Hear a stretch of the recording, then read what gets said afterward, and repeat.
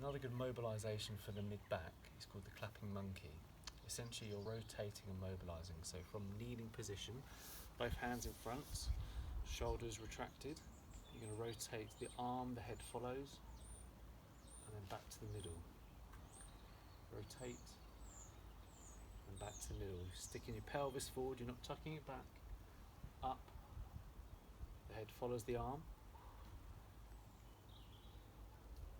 You can also do this standing.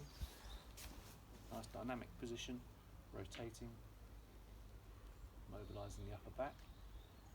Once you've done a few of them, you can increase the speed very slightly. That will stretch out the upper back.